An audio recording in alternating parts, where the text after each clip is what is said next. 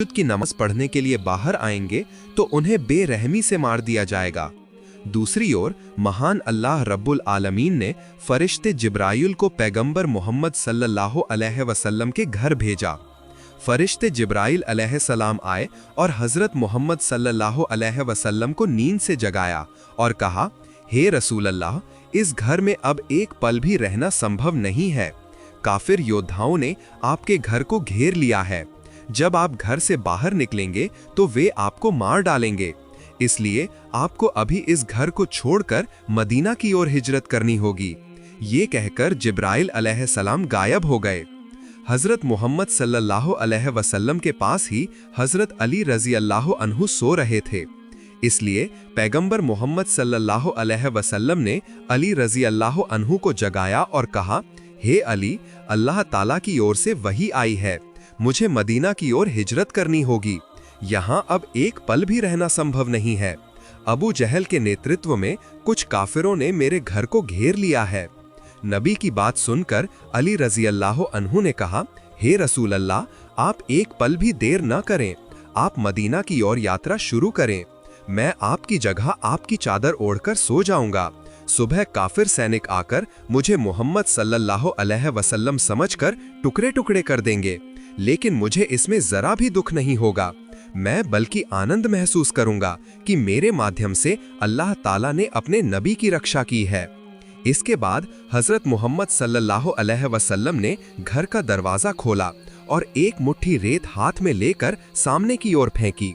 अल्लाह रब्बुल आलमीन की चमत्कारी शक्ति से वो रेत के कण हर काफिर योद्धा की आंखों में जा पड़े और वे छटपटाने लगे। इस अवसर का लाभ उठाकर रसूल मोहम्मद सल्लल्लाहु अलैहि वसल्लम घर से बाहर निकल गए। फिर हजरत मोहम्मद सल्लल्लाहु अलैहि वसल्लम अबू बकर रजी अल्लाह अन्हु के घर पहुंचे और केवल एक बार दरवाजा खटखटाया, तुरंत दरवाजा खुल गया। तब पैगंबर मोहम्मद सल्लल्लाहु अलैहि वसल्लम ने आश्चर्यचकित होकर कहा, हे अबू बकर, इतनी गहरी रात में केवल एक बार खटखटाने के साथ ही दरवाजा खोल दिया, क्या तुम सोए नहीं थे? तब हजरत अबू बकर रजी अल्लाह अन्हु ने कहा, हे रसूल अल्लाह, आज से 6 महीने पहले आपने कहा था कि किसी दिन आप हिजरत करेंगे और आपके हिजरत के साथ ही मैं होऊंगा। उस दिन से आज तक किसी रात मैंने बिस्तर पर पीठ नहीं लगाई है। कब आकर मेरे रसूल मुझे बुला लेंगे, मैं अबू बकर का दरवाजा खोलने में अगर देर हुई तो न जाने अबू जहल आकर मेरे नबी को चोट पहुंचाएगा। तब मोहम्मद सल्लल्लाहु अलैहि वसल्लम ने कहा, हे अबू बकर, यहाँ अब एक पल भी रुकना नहीं होगा, चलो हम मदीना की ओर चलते हैं। इसके बाद गहरी शांत रात में हजरत अबू बकर रजी अल्लाह अन्हो और पैगंबर मोहम्मद सल्लल्लाहु अलैहि वसल्लम मदीना के रास्ते पर चलना शुरू करते हैं। इधर अबू जहल और उसके काफिर योद्धाओं को समझ में आता है कि किसी ने उनकी आंखों में रेत फेंकी है। वे ध्यान से देखते हैं कि मोहम्मद सल्लल्लाहु अलैहि वसल्लम के घर का दरवाजा खुला है। अबू जहल और उसके काफिर योद्धा हजरत मोहम्मद सल्लल्लाहु अलैहि वसल्लम के घर के अंदर प्रवेश करते हैं और देखते हैं कि हजरत मोहम्मद सल्लल्लाहु अलैहि वसल्लम के बिस्तर पर चादर ओढ़कर हजरत अली रजी अल्लाह अन्हु सो रहे हैं। तब वे हजरत अली रजी अल्लाह अन्हु से पूछते हैं, मोहम्मद सल्लल्लाहु अलैहि वसल्लम कहाँ हैं? हजरत अली रजी अल्लाह अन्हु शेर की तरह जवाब देते हैं, क्या मैं जानता हूँ, तुम ही तो उनकी पहरा दे रहे थे, तुम ही बताओ वे कहाँ हैं। ये कहकर हजरत अली रजी अल्लाह अन्हु वहां से चले जाते हैं। इसके बाद अबू जहल और उसके योद्धा पैगंबर मोहम्मद सल्लल्लाहु अलैहि वसल्लम के पैरों के निशान का पीछा करते हुए हजरत अबू बकर रजी अल्लाह ताला अन्हो के घर आ जाते हैं। अबू जहल हजरत अबू बकर रजी अल्लाह ताला अन्हो के घर के दरवाजे पर आकर जोर जोर से खटखटाना शुरू करता है। तब हजरत अबू बकर रजी अल्लाह अन्हो की छोटी बेटी अस्मा दरवाजा खोलती है। अबू जहल पूछता है, क्या यहाँ मोहम्मद सल्लल्लाहु अलैहि वसल्लम आए थे? छोटी बेटी अस्मा जवाब देती है, मैं तो नहीं जानती, मैं सो रहा था। तभी अबू जहल ने कहा, तुम्हारे पिता अबू बकर कहाँ हैं? अस्मा ने कहा, मेरे पिता घर पर नहीं हैं, मुझे नहीं पता कि वे कहाँ हैं। अबू जहल गुस्से से फट पड़ा और छोटी लड़की अस्मा के सिर पर इतनी जोर से मारा कि अस्मा के कान से तुरंत खून बहने लगा और अस्मा जमीन पर गिरकर चिल्लाने लगी और कहने लगी, बाबा बाबा, अबू जहल मुझे मार रहा है। दूसरी ओर पैगंबर मोहम्मद सल्लल्लाहु अलैहि वसल्लम और हजरत अबू बकर रजी अल्लाह अन्हो रेगिस्तान के रास्ते मदीना की ओर जा रहे थे। ठीक उसी समय अचानक छोटी लड़की अस्मा का रोना हजरत अबू बकर रजी अल्लाह अन्हो के कानों तक पहुंच गया। हजरत अबू बकर रजी अल्लाह अन्हो ने स्पष्ट सुना कि उनकी बेटी अस्मा बाबा बाबा कहकर चिल्ला रही है। तुरंत हजरत अबू बकर रजी अल्लाह ताला अन्हु रुक गए और पैगंबर मोहम्मद सल्लल्लाहु अलैहि वसल्लम से कहा, हे अल्लाह के रसूल, मुझे लगता है कि अबू जहल मेरे घर आया है मेरी तलाश में। मुझे न पाकर शायद मेरी छोटी बेटी अस्मा पर अत्याचार कर रहा है।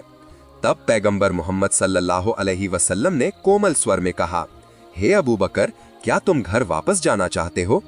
हजरत अबू बकर रजी अल्लाह ताला अन्हु ने जवाब दिया, हे अल्लाह के रसूल, मेरी छोटी बेटी अस्मा नहीं, मेरे परिवार के प्रत्येक व्यक्ति को अगर अबू जहल बेरहमी से मार डाले फिर भी मैं आपको छोड़कर पीछे नहीं जाऊंगा। हे अल्लाह के रसूल, चलो एक पल भी देर नहीं करनी चाहिए, हमें मदीना की ओर आगे बढ़ना चाहिए। ये कहकर हजरत अबू बकर रजी अल्लाह अन्हो और पैगंबर मोहम्मद सल्लल्लाहु अलैहि वसल्लम मदीना की ओर आगे बढ़ने लगे। फिर चलते चलते एक समय पैगंबर मोहम्मद सल्लल्लाहु अलैहि वसल्लम ने कहा, हे अबू बकर, सुबह सादिक हो गई है, कुछ ही देर में सुबह हो जाएगी और सुबह काफिर सैनिक हमें दूर से देख सकते हैं, इसलिए चलो किसी एक जगह हमें शरण लेनी होगी। तब हजरत अबू बकर रजी अल्लाह अन्हो ने कहा, हे अल्लाह के रसूल, सामने एक पहाड़ दिखाई दे रहा है, उस पहाड़ की किसी एक गुफा में हम शरण लेंगे। इसके बाद पैगंबर मोहम्मद सल्लल्लाहु अलैहि वसल्लम और हजरत अबू बकर रजी अल्लाह अन्हु उस पहाड़ पर चढ़े। तब हजरत अबू बकर रजी अल्लाह अन्हु ने कहा, हे अल्लाह के रसूल, पहाड़ की गुफा में बहुत सारे जहरीले सांप हो सकते हैं, आप थोड़ा बाहर इंतजार करें, मैं अंदर जांच करके आता हूँ। ये कहकर हजरत अबू बकर रजी अल्लाह अन्हु गुफा के अंदर प्रवेश करते हैं और गुफा साफ करके फिर पैगंबर मोहम्मद सल्लल्लाहु अलैहि वसल्लम को बुलाया। रेगिस्तान में पैगंबर मोहम्मद सल्लल्लाहु अलैहि वसल्लम चलते चलते बहुत थक गए थे, इसलिए पैगंबर मोहम्मद सल्लल्लाहु अलैहि वसल्लम हजरत अबू बकर रजी अल्लाह अन्हु की जांघ पर सिर रखकर थोड़ा आराम करने लगे। हजरत अबू बकर रजी अल्लाह अन्हु ने देखा कि पहाड़ की गुफा के अंदर बहुत सारे जहरीले सांपों के बिल दिखाई दे रहे हैं। हजरत अबू बकर रजी अल्लाह ने सोचा कि इन बिलों से जहरीले सांप निकलकर अल्लाह के नबी को चोट न पहुंचाएं। ये सोचकर हजरत अबू बकर रजी अल्लाह ने बिलों को बंद करना शुरू कर दिया। हजरत अबू बकर के शरीर पर एक चादर थी, उन्होंने उस चादर को फाड़ फाड़ कर प्रत्येक बिल को बंद करना शुरू कर दिया, लेकिन एक बिल बंद करने के लिए उनके पास चादर नहीं थी। हजरत अबू बकर रजी अल्लाह अन्हु ने तब उस बिल को अपने पैर से दबा दिया ताकि उस बिल से कोई जहरीला सांप बाहर न निकल सके। हजरत अबू बकर रजी अल्लाह ने उस बिल के मुंह पर दृढ़ता से पैर रखकर उसे रोक रखा था। उस बिल की अंधेरी गहराई में एक जहरीला सांप छिपा हुआ था। सांप बार बार बिल से बाहर आने के लिए छटपटा रहा था, लेकिन हजरत अबू बकर का पैर उसे रोके हुए था। एक समय उस विषधर सांप ने उनके पैर पर हमला किया, एक बार नहीं बल्कि लगातार 3 बार। तीव्र दर्द उनके शरीर में फैल गया। हजरत अबू बकर समझ गए कि किसी जहरीले प्राणी ने उनके पैर पर हमला किया है, फिर भी उन्होंने अपना पैर 1 इंच भी नहीं हटाया। सांप का जहर उनके शरीर में फैल गया, उनका शरीर नीला पड़ गया और उनकी आंखों से आंसू बहने लगे। वे आंसू की बूंदें मानो हृदय में गहरे प्यार के साथ प्रिय नबी हजरत मोहम्मद सल्लल्लाहु अलैहि वसल्लम के गाल पर गिरी। उसी क्षण नबी की नींद टूट गई। वे जाग उठे और चिंतित स्वर में बोले, हे अबू बकर, तुम्हें क्या हुआ है? तुम क्यों रो रहे हो? क्या तुम्हें परिवार की याद आ रही है? क्या तुम्हारा मन पत्नी और बच्चों के लिए बेचैन हो रहा है? तब हजरत अबू बकर रजी अल्लाह अन्हु ने गहरी भक्ति और प्यार के साथ कहा, या रसूल अल्लाह, हे अल्लाह के प्यारे नबी, मैं अल्लाह की कसम खाकर कहता हूँ कि मेरी पत्नी, बच्चों या परिवार के प्रति मेरा प्यार कभी भी आपके प्रति मेरे प्यार से बड़ा नहीं हो सकता।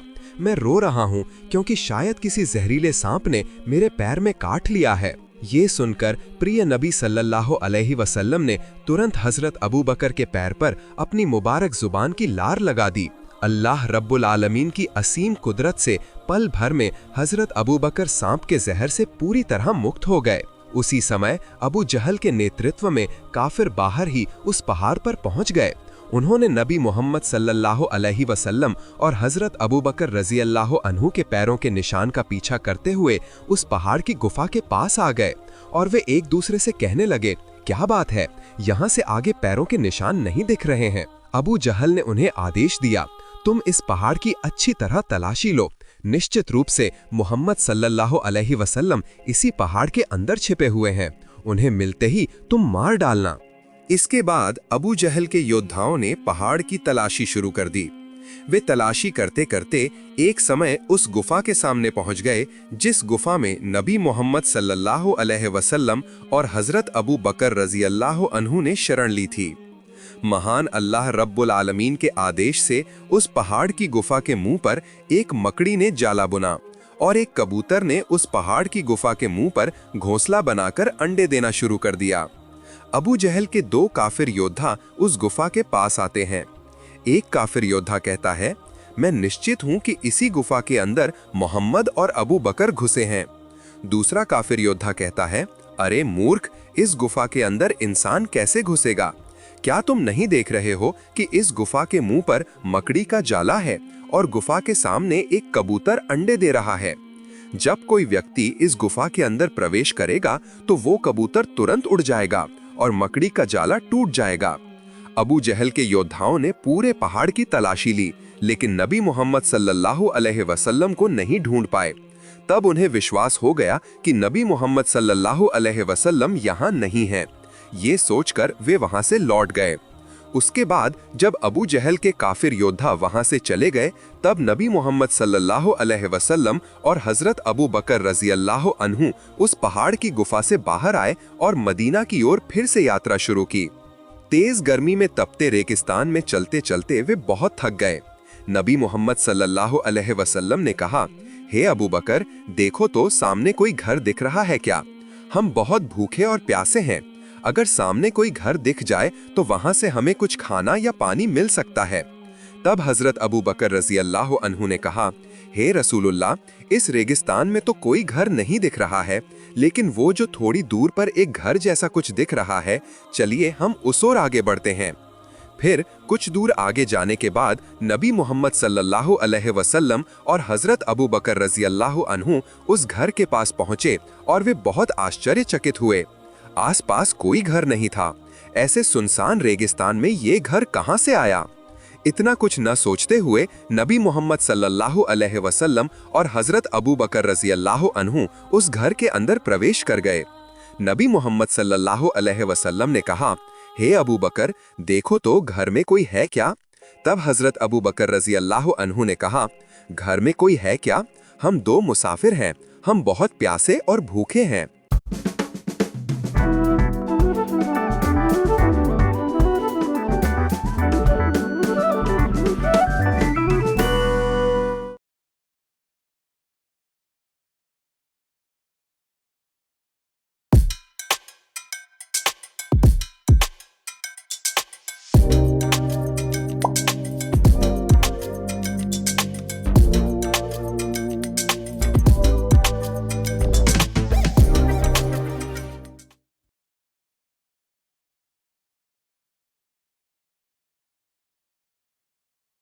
उस घर के अंदर एक महिला थी जिसका नाम उम्मे मबद था।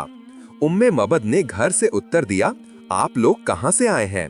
तब हजरत अबू बकर रजी अल्लाह अन्हु ने कहा, हम मक्का से मदीना की ओर यात्रा कर रहे हैं। हम रेगिस्तान में चलते चलते बहुत प्यासे और भूखे हो गए हैं। उम्मे मबद ने कहा, हे पथिक, मेरे घर में तो किसी प्रकार का खाना नहीं है। मेरे पति सारा दिन रेगिस्तान में बकरियां चराते हैं और शाम को वे बकरियां लेकर आते हैं। उन बकरियों से थोड़ा दूध मिलता है, वो दूध पीकर हम पति पत्नी रात बिताते हैं। महिला की बात सुनकर हजरत अबू बकर रजी अल्लाह अन्हु ने कहा, हे बहन, क्या आप हमें थोड़ा पानी दे सकती हैं? हम बहुत प्यासे हैं। उम्मे मबद तब बोली, हे पथिक, हम रेगिस्तान में रहते हैं, यहाँ पानी मिलना असंभव है, लेकिन जब मेरे पति काम से लौटेंगे तब वो थोड़ा पानी ला सकते हैं। आप चाहें तो तब तक इंतजार कर सकते हैं। फिर पैगंबर मोहम्मद सल्लल्लाहु अलैहि वसल्लम ने अपनी दृष्टि फेरी और देखा कि उम्मे मबाद के घर के सामने एक बकरी रस्सी से बंधी हुई है। उन्होंने हजरत अबू बकर रजी अल्लाह अन्हु से कहा, हे अबू बकर, तुम इस महिला से अनुमति लो, क्या हम इस बकरी का दूध निकाल कर पी सकते हैं? हजरत अबू बकर ने तुरंत उम्मे मबाद से विनम्र स्वर में कहा, हे बहन, यदि आप हमें अनुमति दें तो हम आपकी इस बकरी से कुछ दूध लेकर पीना चाहते हैं। घर के अंदर से उम्मे मबाद ने उत्तर दिया, हे पथिक, ये बकरी तो बहुत बीमार है, इतनी कमजोर है कि ये उठकर खड़ी नहीं हो सकती। इसके अलावा इसने कभी बच्चा भी नहीं दिया, तो इस बकरी से आप लोग दूध कैसे पाएंगे? तब हजरत अबू बकर ने शांति से मुस्कुराते हुए कहा, हे बहन, आप बस अनुमति देकर देखिए। हजरत अबू बकर की इस रहस्यमयी बात से उम्मे मबाद आश्चर्यचकित और हतप्रभ रह गईं।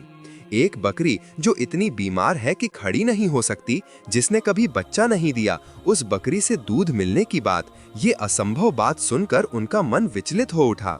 उत्सुक होकर उन्होंने घर की खिड़की खोली और इन दोनों पथिकों का चेहरा देखना चाहा। खिड़की खोलते ही उनकी दृष्टि पैगंबर मोहम्मद सल्लल्लाहु अलैहि वसल्लम के नूरानी मुखमंडल पर पड़ी। वो आश्चर्यचकित और हतप्रभ रह गईं और बोल उठी, मैंने अपने जीवन में कभी इतना सुंदर व्यक्ति नहीं देखा। क्या कोई व्यक्ति इतना नूरानी, इतना महिमा मंडित हो सकता है? उम्मे मगाद आश्चर्य और मुग्ध होकर नबी की ओर देखने लगीं। फिर बोली, ठीक है, मैंने अनुमति दी। यदि आप लोग इस बकरी से दूध निकाल सकते हैं तो निश्चित रूप से उसे पी सकते हैं। महिला की अनुमति मिलते ही पैगंबर मोहम्मद सल्लल्लाहु अलैहि वसल्लम ने हजरत अबू बकर से कहा, अबू बकर, तुम महिला से एक बर्तन लेकर आओ। उम्मे मबाद ने उन्हें एक बर्तन दिया। नबी ने कहा, अबू बकर, ये बर्तन बहुत छोटा है, तुम और बड़ा बर्तन लेकर आओ। उम्मे मबाद तब एक बड़ा बर्तन लेकर आईं। पैगंबर मोहम्मद सल्लल्लाहु अलैहि वसल्लम ने वो बड़ा बर्तन हाथ में लिया और बकरी के पास गए। बिस्मिल्लाह कहकर उन्होंने बकरी के सिर पर हाथ रखा। उसी क्षण वो बीमार जर्जर बकरी चमत्कारी रूप से स्वस्थ हो गई। उन्होंने फिर बिस्मिल्लाह कहकर बकरी के थन पर हाथ फेरा। तुरंत बकरी का थन दूध से भर गया, इतना कि दूध के भार से बकरी छटपटाने लगी। पैगंबर मोहम्मद सल्लल्लाहु अलैहि वसल्लम ने दूध निकालना शुरू किया और वो विशाल बर्तन बकरी के दूध से भर गया। उन्होंने हजरत अबू बकर से कहा, अबू बकर, तुम इस दूध से पियो। हजरत अबू बकर ने कहा, या रसूल अल्लाह, आप पहले पिएं। नबी ने कहा, अबू बकर, ऐसा कभी नहीं हो सकता, तुम पहले पियो, फिर मैं पीऊंगा। फल स्वरूप हजरत अबू बकर ने दूध पिया और फिर पैगंबर मोहम्मद सल्लल्लाहु अलैहि वसल्लम ने भी तृप्ति के साथ दूध पिया। लेकिन आश्चर्य की बात ये थी कि दोनों के पीने के बाद भी बर्तन में एक बूंद भी दूध कम नहीं हुआ था, हालांकि वे दोनों तृप्ति के साथ पी चुके थे। ये चमत्कारी दृश्य उम्मे मबाद खिड़की के पास खड़ी देख रही थीं। वो आश्चर्यचकित रह गईं। पैगंबर मोहम्मद ने कहा, अबू बकर, ये दूध से भरा बर्तन तुम महिला को वापस दे दो। हजरत अबू बकर ने बर्तन उम्मे मबाद के हाथ में दिया। इसके बाद पैगंबर मोहम्मद और हजरत अबू बकर मदीना की ओर फिर से यात्रा शुरू कर दी। उम्मे मबाद तुरंत घर से बाहर आईं। उन्होंने देखा कि उनका पूरा घर जन्नती सुगंध से भर गया है, मानो कोई स्वर्गीय सुगंध उनके घर के चारों ओर फैल गई हो।